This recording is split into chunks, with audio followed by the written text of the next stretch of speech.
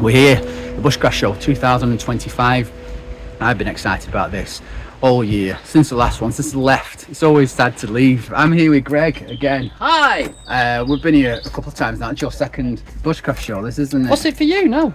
Fourth, I think. Right. Fourth one, yeah. Nice. And we've got another mate, Kenny, coming later on. We're all set up now. I'll give you a tour around. I'm in the van, the works van. I'll give it a good clean. I'm keeping it back of there tonight. And Greg's got a camper now, haven't you? It's a new thing to you, this, isn't it? Yeah, the VW Caravelle. It's a beauty. Pop It's a top. beauty. Fantastic bit of Yeah, a kit. bit of luxury comparative to most of our camps, where it's a bit of a Well, bit of tarpaulin in yeah. wet ground. It's all good though, isn't it? No matter how you're camping, it's camping, isn't it? Camping is camping. We've got a little campfire set up over there. Something I've made at home actually. This is a bit of a prototype actually.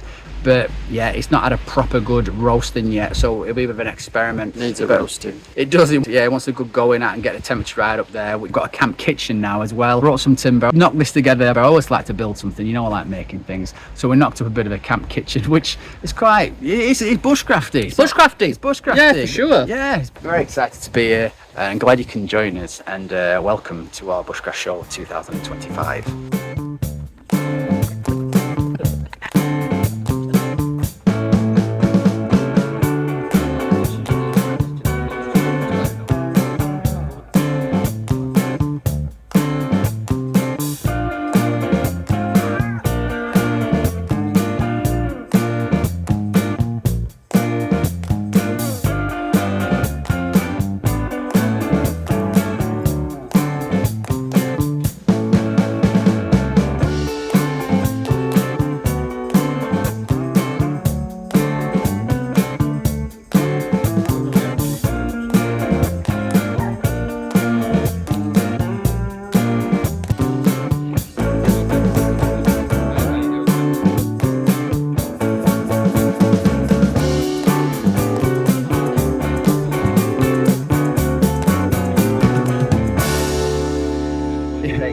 We're with Septimus Spider. That's the name, isn't it? Septimus Spider. Spider.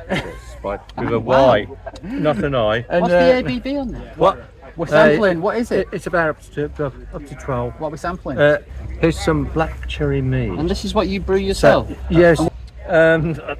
Well, It's very nice. That. Yes, It's very it's, aromatic. there's another one, which is Lord Fog's Breath, which is quite flowery, right? It's quite a flowery mead. So mead, so it's mead brewed with honey. Honey. Yeah. Yeah. So you always get the honey. Yeah. So then, of course, we have our floki. Oh, Which that is- is flowery, very floral. Yeah, very floral mead, Florally. etc. But then we go on to our floki, which is from the Norse god Loki. And Floki, of course, was the shipbuilder, friend of Ragnar Lothbrok. Yeah. Yeah. So, therefore, the meads. Oh, that one's strong. Yeah. Why is that one so different? That one. Because it is. It's no. Just the way The God. god of mischief. Just the way the gods made it. Yeah, we could explain it. Yeah. Explain it I precisely. probably wouldn't understand. Let you know everything about it, Yeah. but then we'd have to kill you. Would you like to try a cider? I mean, I'll try it. Yeah, of course. Yeah, if there's a king of all England. So Spicy. these are ciders. Very interesting. Where's mine? And what's the story behind the waxing of the bottle then? Yeah, the waxing. to get there. Yeah, the waxing was I had to wax my legs because I was up to the Alps. Yeah. Yeah. And then I thought, oh, this is quite nice. I think I'm going to try it, do with bottles as well. That was it. Yeah. That was it. It's It's like the feel of it. It's not just an ancient way of preserving. You just like No. the waxy bottles. Yeah, but why wax your legs for skiing though? for accidents. Wax them. Right. Just wax them. Just wax them. Similar to cyclists. Yeah, but I tell you what, Yeah. it does offer a good look. You know what I mean? Yeah, And you like yeah. tactile feelings on you. Well, this is another thing, yeah. A tactile. Appreciate a texture. No, you're right. I appreciate it. It adds another sensory Exactly. experience to drinking. Exactly. Yeah. Exactly. Yeah. It's all a part of it. How much are they a bottle? The ciders are 6 and then 6 20. gold coins. Cost you palm with 6 gold coins. 6 gold coins. Keep this up all weekend. I am. Really good, though. Thank you. We'll definitely pop back and visit you, mate. Thank you. This is the bar over here, Greg, isn't it? Yeah. We're getting a mojito. What, you want a mojito? Or is it wrong time of day? No, it's always a... Hey, there's no bad mojito time, my friend. Do you like the vibes?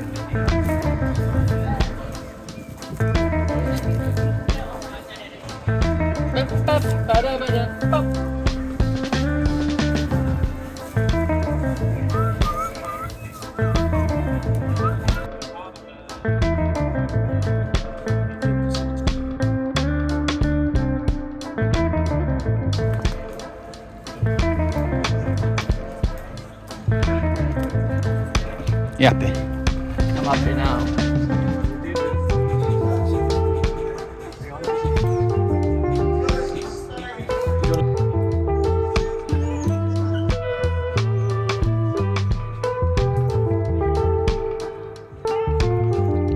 Ladies and gentlemen, it's going to be a great, fantastic weekend. My boss is in the house, I better put my pint down. Bushcraft Show 2025, Will Lord, ladies and gentlemen, Will Lord.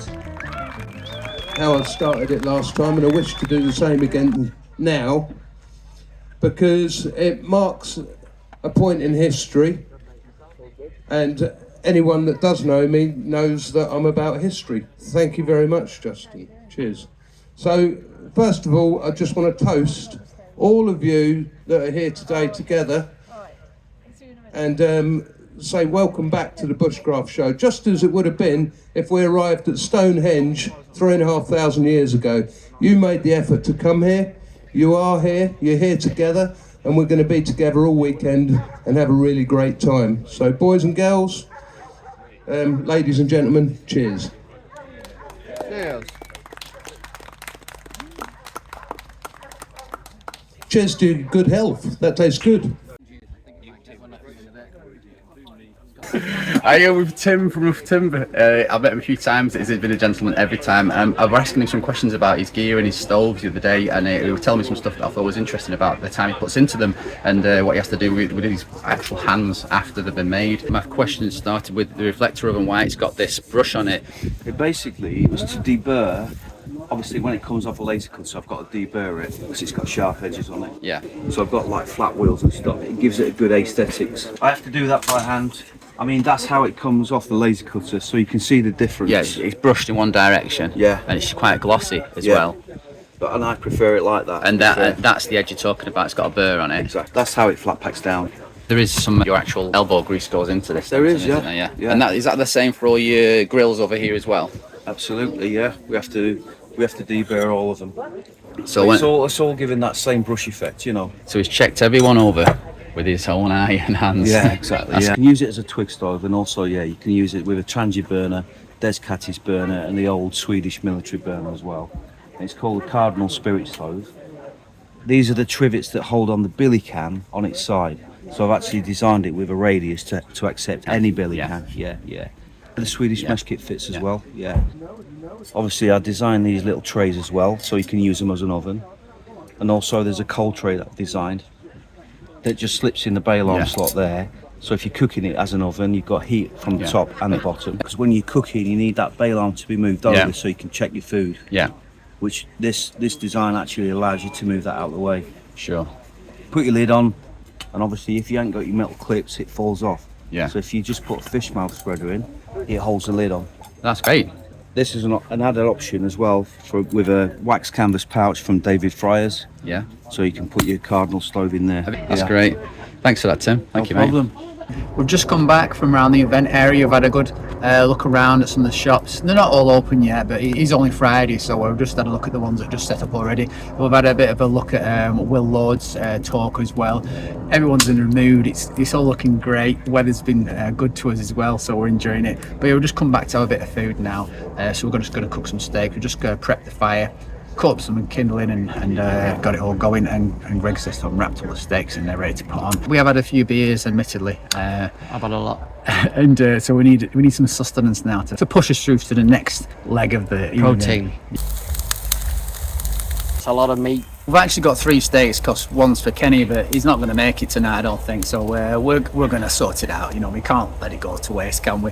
So yeah, we're cooking all 3 off, and we're thinking we need something to help get it down, and so we could do some sauce. That's what we could do with. We did bob into the Steak Detectives shop, but yeah, I didn't pick it up. I got some beef jerky. Don't need any more beef, do we? We need some sauce. That's what we need. So Greg's just run off into the arena now to get some sauce from Steve, and yeah, they'll go a treat with these rascals, won't they? Most popular steak sauce. Said, yep, we'll take that. No messing, bong. Oh, they're looking very good. Ooh, get some butter on. We've got some corn on the cobs that have been on the hob in Greg's camper. Yeah, a bit of butter, a bit of seasoning, yeah. Steaks are off now, we're resting them. They're looking very, very, very good with a globule of butter all over them. Ah! We've also just got the cobs just grilling now, and they've been covered in salt and butter also. Greg has done a great display of ready steaks to consume. Char grilled. Oh, they look really good. Yeah. Perfect. Absolutely perfect then. Yeah, very good. Good banger. Very good. Can't think. That bit of sweetness on the meat just cuts through the delicious fat. Don't miss out on this corn, mate. Oh yeah, the corn's good. Just finishing it off on Yeah. a bit brown. Yeah. So good. Get some more of this Liberation sauce on go. Bit barbecuey, bit of molasses, bit sweet. Get some of that in there. Oh yeah, mop it up. Beef blood. I've got sauce all over my camera.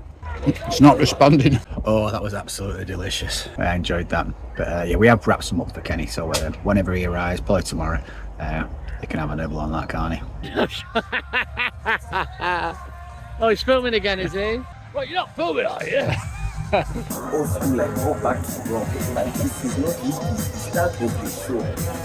back at camp now. We've had a good time catching up with everyone. It's been fun. They've done a bit of a DJ on tonight. Oh, we've had a walk around woods as well, looking at other campers, haven't we? We did, yeah. Seen other people's setups. The wild campers in woods, yeah. Yeah, A few hammock setups, etc. yeah. We kept walking. It was too dark, really. It wasn't wise. We kept walking into people's camps and stuff. We did. And they were settled. So I might go back in there tomorrow. I think we're gonna get tucked up in a pit, and I'm having me Bombay mix for supper. I don't think that's wise, Bombay mix before bed. I'm a rebel, mate. Well, we're gonna go. I'll get off to bed now, and we'll be fresh in the morning, won't we? And hopefully Kenny will be with us in the morning as well, and we'll hit the arena and all the shops fresh. Everyone's buzzing. It's a great feeling. It's a good vibe that's going on. So yeah, we're looking forward to tomorrow. So early night, and then hit it hard tomorrow. So I'll see you in the morning. Bye. Good morning. Saturday morning, the Bushcraft Show. It's great waking up at the show, you know. Get very excited about going in there. Yeah, we're not going in there yet because Greg's still in bed, and I think we're going to have a bit of a fly out this morning as well. And also, Kenny's going to be joining us at some point as well, so I've got his ticket already, so I'll go and meet him at the gate. So this morning it's just a bit of chilling out and a bit of breakfast. Oh, I've been defeated. We're just walking in now. We've had a breakfast. We're a bit late. We've had a lazy morning. Popper with the clip there, 15.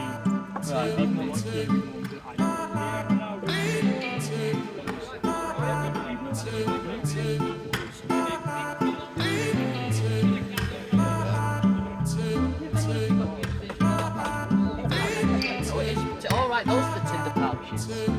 Oh, right, yeah, isn't it? What is the price on this one? What's that? Oh, that's nice.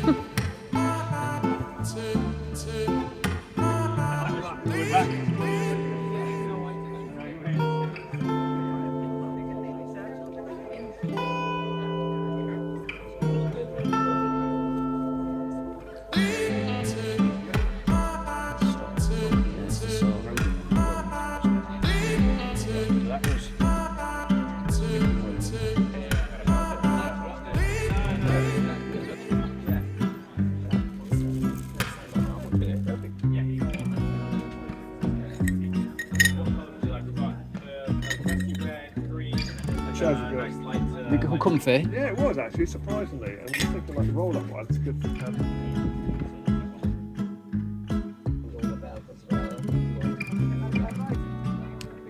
That's a good size. It's a whole, well, nearly a whole size. Yeah, yeah.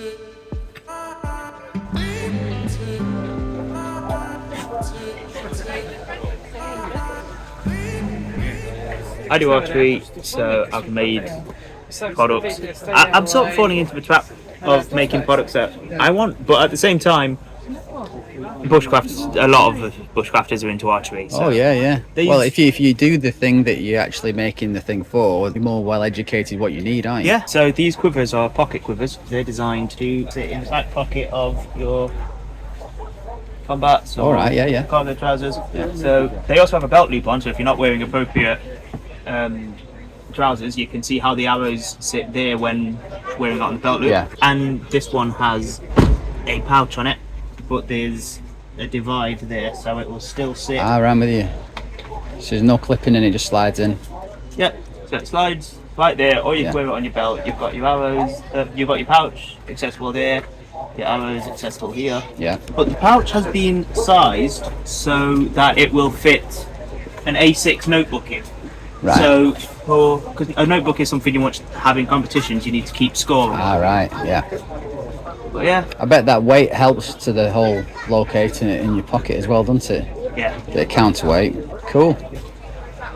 But it's designed so that you've got 6 arrows being held in groups of 2, because for field target archery, you shoot at 3 different distances, and in order to make sure you know, if you've taken multiple shots, in order to know which arrow comes from which distance when you're doing your scoring, you mark them with tape. So you'd have Right. 2 with red tape, 2 with blue tape, 2 with white tape. And obviously you want a spare of each of those. So it's standard for archers in that category to Yeah. carry 6 arrows. So, Great. That's really interesting. Thank you. What's your name? Reese, Reese. Reese. Hi, Reese. I'm Neil. Thank you. nice to meet you.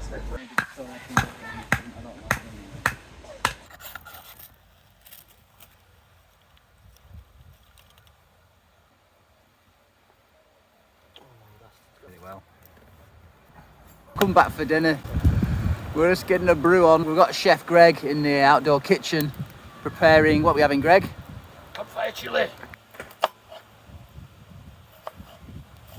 Just a little bit of meat with our chili. This is all the entrails, the trotters, the ears, the croak gizzards. The good stuff then. It's awful, yeah. It's pretty cheap mince though, actually. Kenny's just given us a bell. He's on his way to Gate 1 now, so he's going to go and meet him. Kenny's with us! We found him. We brought him over. We're about to go into the arena now. Ladies and gentlemen, Hello. Very well, thank you. Having a good day? Very good, yeah. Only just got here, so. Only did, oh, so your day is just beginning. So much stuff. Yeah.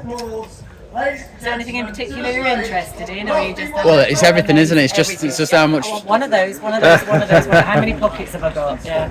We generally do a few laps, and then. It's a good plan. Yes. Yeah. Oh, tell you what, we'll have some of this though. Some Amadou. Oh, there you go, man who knows what he wants. I think I got it a few last time. This. You know what that is, mate? Yeah. And these are new designs. Apparently, Mark's done some brilliant ones. All the dragons and snakes and things. Hey, look at that rascal there. Now we're talking. Stuck on forever now, I'm afraid. Yeah. Wow, that's something. Yeah.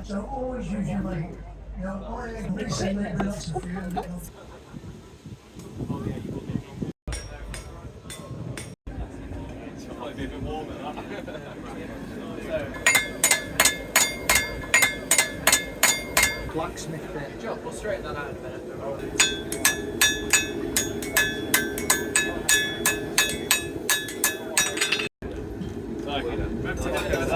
about to say. And then the angle. That's it. Do you do metal in an angle? Just a tiny bit. Now both of you start forging.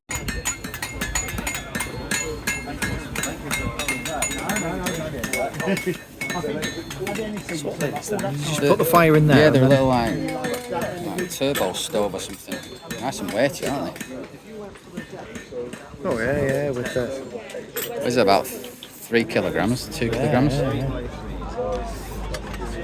Really heavy duty.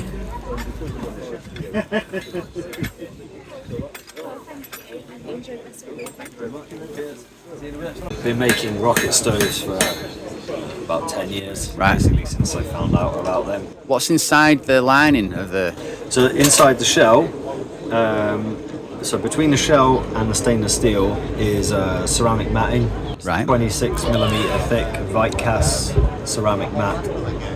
Basically retains almost all of the heat that you produce in there and stops radiant heat, so you only get heat rising up through here. Right. It means that the sides stay cooler, and because you're putting the pan on top, that's where you want the heat. And that's the whole thing of a rocket stove is about being efficient. Where do you think it's best, like, applied this? What's its application to you? Like, where it's most useful to people? Most useful, certainly for overlanders, campers. Oh yeah. Because it is weighty, isn't it? Yeah, pick it up. It'll stay where you put it though. That's Yeah, you can stand on that. Yeah. You know, if you're Yeah. it's substantial. It's hefty. It's mainly for your base camp. Looks like a good product. Yeah. Thanks for sharing. What's your name? Ben. Hi Ben, I'm Neil. Nice to meet you, mate. Thank you. We're back again. I've got to introduce Kenny to the hedgerow drinks.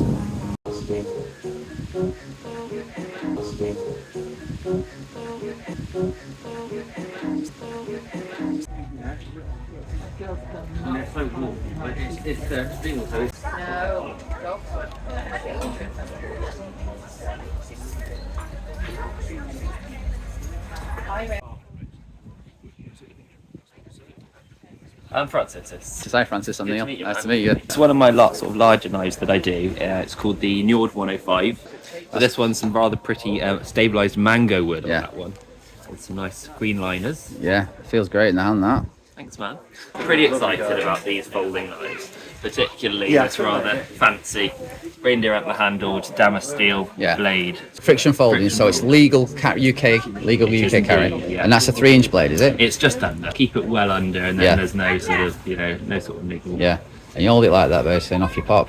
Yeah, and that's stopping it closing on your fingers. Yeah. I'm really liking more and more bird and trout knives. They're like sort of a nice little small knife. It's sort of quite a common name for this sort of style of knife. So quite slim and long. A good index in the hands, since the little stopper before the blade. Exactly. It's got to be there. But very nimble in the hand, very light. You know, it could even be a backup knife to a larger bushcraft knife with a Scandi ground. And this is a leather case, isn't it? The sheath that comes with the absolutely. Leather sheath, should I say? That's the one for that one, I believe. Right. And you make all the sheaths as well. Indeed, That's a lovely pattern, that one. All done in house. Yeah. That's beautiful. Oh, I like that one. I've not seen that before with this sheath. It's interesting, isn't it? So how will that sit on your belt then? That. The purpose of that, so when it goes through, it sits just like it dangles the same. Any other knife would, but because you've got only one point of stitching at the top that comes in or could come into contact with the belt, you actually get more pivot room. So if you're sitting around a fire, you're a stalker getting in and out of a vehicle, it just allows more movement on your belt so that it doesn't snag on things, get in the way. It's just a little bit more comfortable. A little detail that I like to add. Anything that makes resheathing your knife safer and easier is always wise, I think, isn't it? To us, here at Wild Ways, the sheath is just as important as the knife. Oh yeah. It keeps you safe and it keeps your knife safe. It needs to last, the knife. If the knife's going to last a lifetime, the leather needs to be up to it as well, doesn't it? Well, thank you for that. Cool, mate. And what's the company called? Wildways.uk on Instagram, Facebook, on TikTok, on wildwayscraftsandskills.uk. Brilliant, thank you. So, thanks a lot. I went down to the river,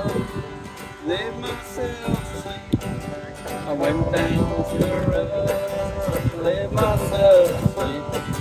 I went down to the river, laid myself asleep. And when I woke, my shackles on my feet. Where's the romance? I sing for a song. the word song. Takes the word man to sing the word song. I'm worried now, but I won't be worried long. Train that I ride is 21 coaches long. Train that I ride is 21 coaches long.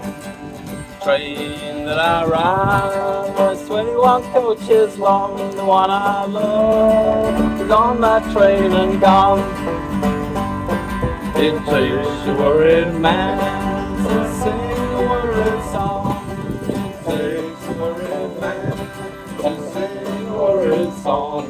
It takes a worried man to sing a worried song. I'm worried now, but I won't be worried long.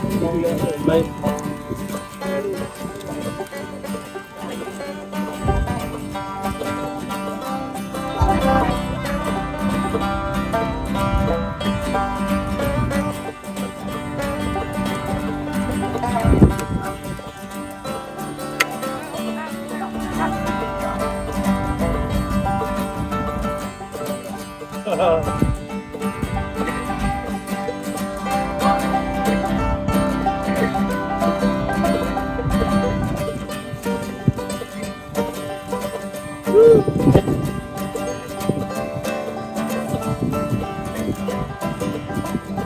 I said, Judge, Judge, what's gonna be my time? I said, Judge, Judge, what's gonna be my time? I said, Judge, Judge, what's gonna be my time? 21 years on your Rock Island line.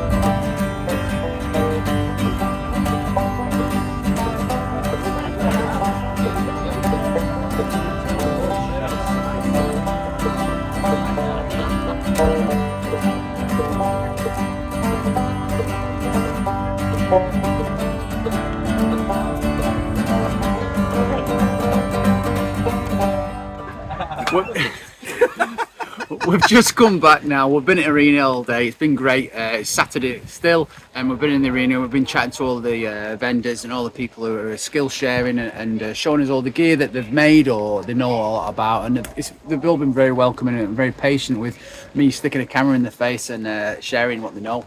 So we've had a right good time, and now we've just come back. Greg stopped back earlier and made a chili while me and Kenny was walking around. So yeah, that's what we've come back to now. We're just reheating the chili on the fire, and we're gonna have some of that, get that in us, and then we'll bob back in, won't we, lads? Yeah. And enjoy a few beers with all our new friends that we've made. So we're just walking into the arena. We're gonna get some beer in us now and enjoy some of this music. I'll bring you back in a bit.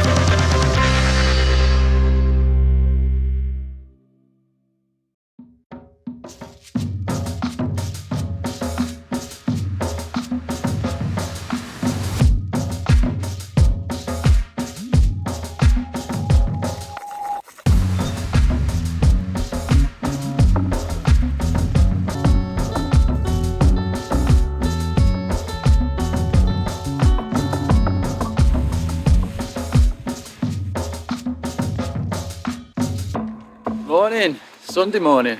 I'm just about to go into the arena.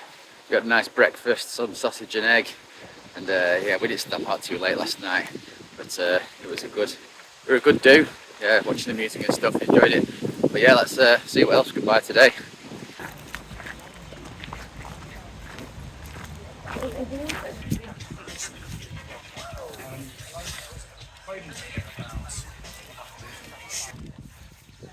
Bushcraft Show main stage. We're just waiting for Rebecca to get set up. She'll give me a nod when she's ready to go.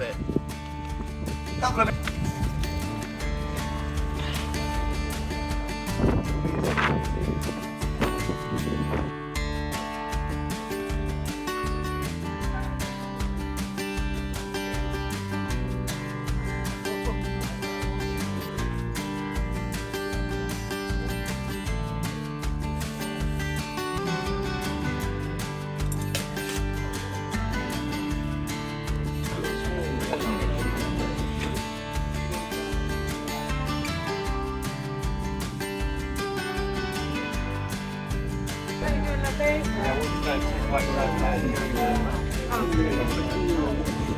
Morning, old chaps. How you doing? Right, look yourself. All right. Dug in behind enemy lines. Yeah. Dug in. As long as nobody mortars you, you'll be alright. That's right. Yeah. Then when there's a bomb out, there's an unexploded. I've seen that one. bomb Yeah. out there. That was last night.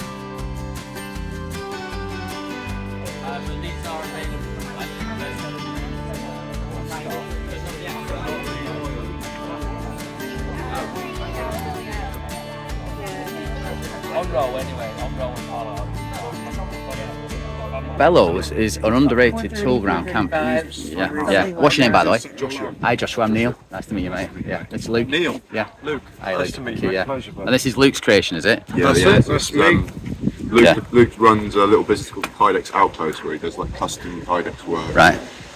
Sort of sheaths, all that sort of thing, Yeah. wax covers, and then I make the knives. Right. So, yeah. The Kydex click when you put a knife in. yeah. It's something I've had a go at making a pucko knife recently, and that little knock when you push a pucko in and it has contact, Really? and it's it. The old.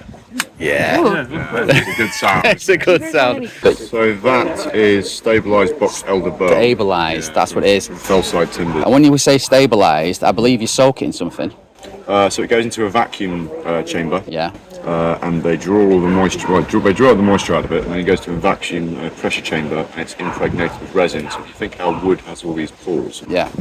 that could, soak up moisture and things like that. When it's stabilised, all of that is just locked up because it's all filled with resin. So it means your handle will last forever. It's not going to rot. It's not going to. That's incredibly sharp. Stabilised is basically forming it into plastic, for want of a better word. Then. Yeah. No. Yeah. Exactly. And it'll make it behave itself for as long as the life span of the knife. Yeah. Great, good work. I often wondered what that meant. Thanks for that, guys. Nice one. Nice to meet you. Pleasure.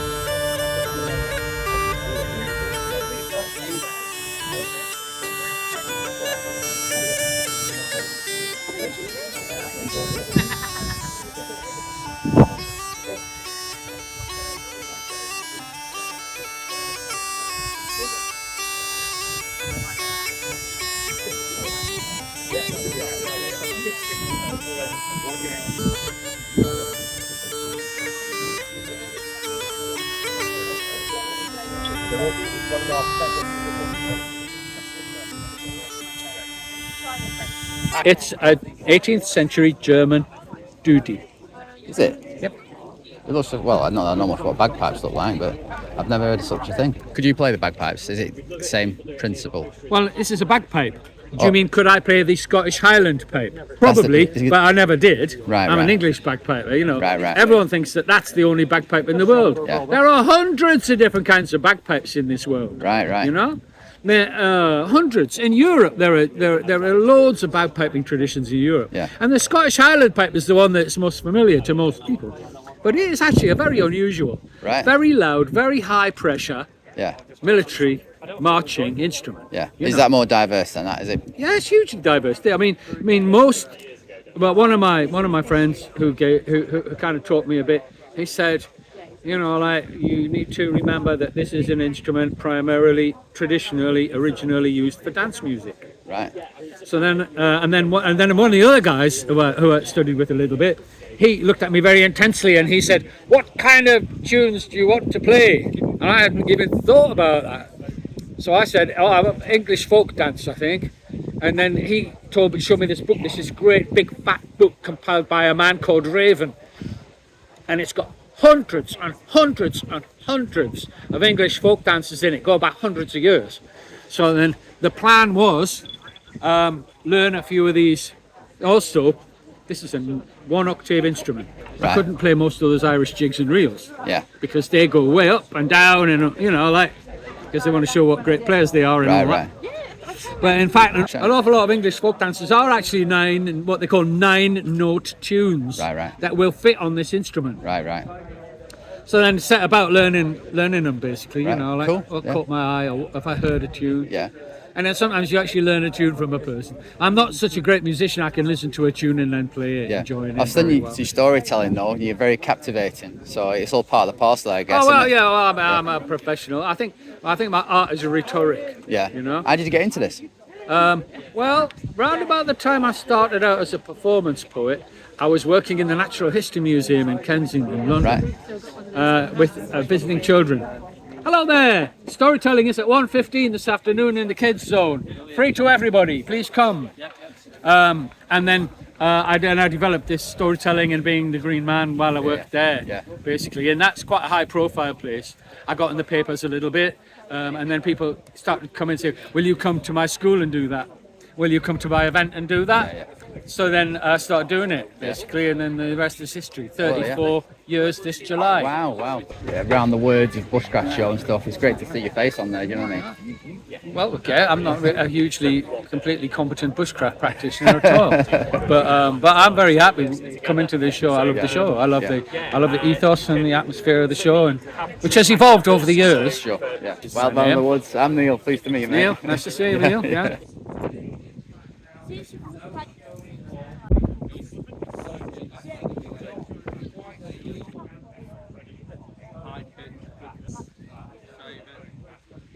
And shaving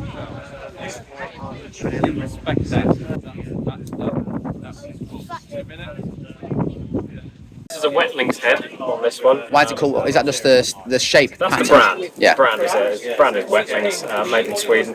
This is on an ash handle, and I designed this one for sort of a hunting style axe. Nice straight handles, and it will tuck down the side of your backpack when you're going out in the mountains. That's a much shorter handle on that one. And you get a super positive grip. It's a I like big that. palm swell. You see how it fits perfectly from there the way around. Interesting, the French curve here, how power and speed you get in that last part of the strike. Right. Where your hand goes from the top to the bottom. So when you've swung that, you're swinging, and as soon as it reaches that eccentric curve there, it pushes that forwards faster rate from there to there. Which is unbelievable using something like this. Is the French curve the terminology for? That's the terminology for that shape. Right. You know, that real double shape. And they're a beautiful thing, aren't they, as well? They are. They're fantastic. That's our paddles as well, by the way. Yeah, just started. Well, I mean, it all started with the axes. One of these? I had an axe head that my grandfather gave me this one. Yeah. Is that what you started with there? And then it was and it's like I just needed to hang an axe, and then my friend said, "I've got one that snapped off. Would you make me one?" And it just then another friend had one, another friend had one, and then it just. What's your all-rounder? What would you say is a good all-rounder size? As a camp axe, I'd probably say something like this, or something like that. Fit in your pack, it's got the palm swell to it. Now if you take that between the difference of this one here, profile is a massive thing when it comes to choice of axes of what you're doing. You can get all-rounders or you can get something a bit more specific.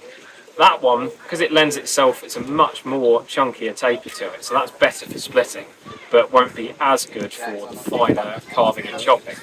These ones, on the other hand, are much finer, so they'll be better for more chopping, but you still will be able to split with that. And if you compare that once again to the even skinnier one, if you're splitting with that until it's soft, you probably will get stuck, it'll be quite difficult. It's a fantastic, fascinating thing to learn. What's your name? Doug. Hey, Doug. I'm Neil.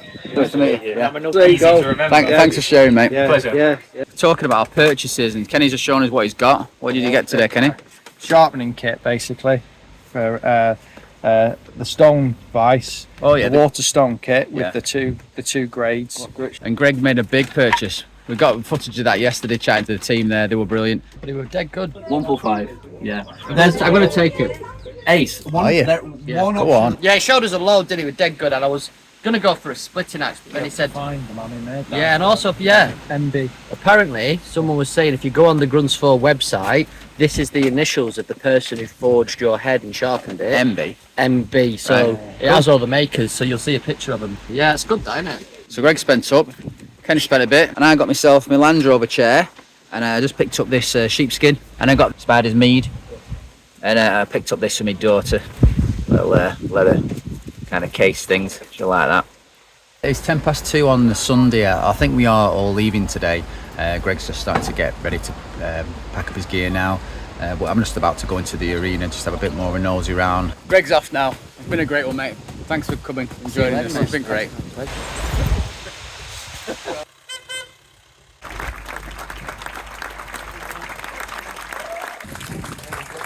Well, hello. It's very nice to see you. Having a fun time? Absolutely absorbed watching the rhinos. And rhinos are just the most tender, wonderful creatures. Ray, what do you think about the right to roam, and do you think it should be introduced to the whole of Britain or kept in Dartmoor? National Parks Authority campaigned hard for that, to preserve that right, which was wonderful. But whether or not we can have a right to roam, I'm less decided. And the reason I say that is that there are places I could take you to where you will see amazing things in nature simply because people don't go there, because it's on private land. So we've got Earth, and life on Earth exists in a thin film on the surface. It's all we've got. At some point, we have to work together as one species on this planet to protect, conserve, and nurture that thin film that we depend upon. This is what we train for, is to actually apply the knowledge. So you come out and you practice your bushcraft, but the attitudes that you learn when you're doing bushcraft, you need to take with you into other aspects, in other times, in other places. I think that's really important. Sometimes people think that bushcraft is just what we do when we're out practicing bushcraft, but we're learning things that are of value for all times. So bushcraft is something that's strong within you, that keeps you safe and enables you to turn what might otherwise be a disaster into an adventure.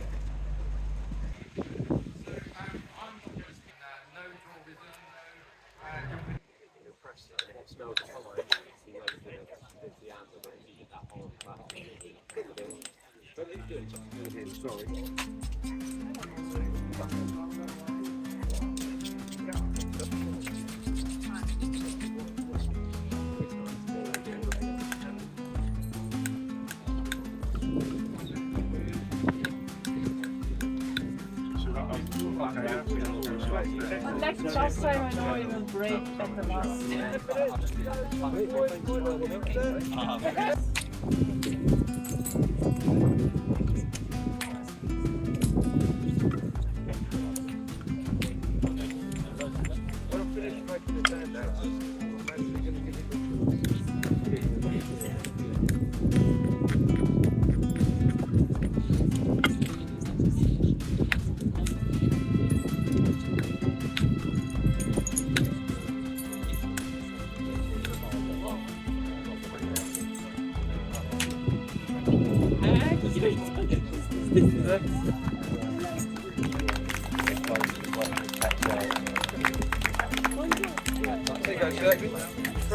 Make your hand up. Spotted. That means your hand feel it in your hand. Alright.